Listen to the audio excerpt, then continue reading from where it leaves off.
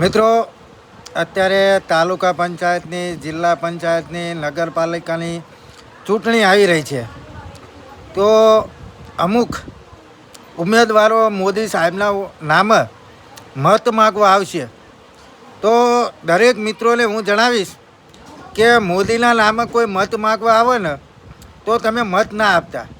કારણ કે તમારા ત્યાં ઉભરાતી ગટરની સમસ્યા હશે, લાઇટની સમસ્યા હશે, પાણીની સમસ્યા હશે, સ્કૂલની સમસ્યા હશે, રોડની સમસ્યા હશે.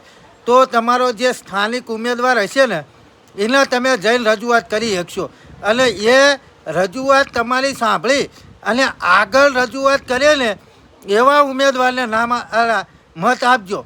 કારણ કે મોદીના નામે મત માગી લે છે અને પછી કોઈ તમારો ભોતિયો ભય સાંભળશે નહીં તો એવાના મત આપીને ખરેખર આપણે શું કરવાનું?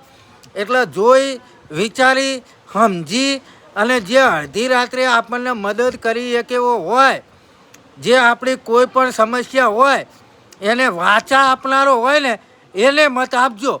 બાકી અત્યારે તો તમે જાણો જ છો કે મોદીના નામે કૂતરું ઊભું રહે ને તોય અમુક અકલમઠાઓના પક્ષના અકલમઠાઓને એવું હોય કે અમે કૂતરાને ઊભા રાખવીને તોય એ કૂતરું જીતી જાય. એટલે મોદીના નામે આ લોકો અમે મત માગવા નિહાર છે, પણ તમે એવું કદાપી ના કરતા. જેની ઉપર તમને પૂરેપૂરો ભરોસો હોય કે અમે કોઈ પણ રજૂઆત કરશું અને એ રજૂઆત જો અમારી સાચી હશે અને એની રજૂઆત એ પણ વ્યક્તિ અમારો એ ચૂંટાયેલો અધિકારી કોઈ આગળને રજૂઆત કરે ને એવાને તમે ચોક્કસથી મત આપજો. મારે તો માત્ર આટલું જ કહેવાનું છે. બાકી મોદીના નામે ગમે એવો વોટ માગવા આવે તો પણ ના આપતા.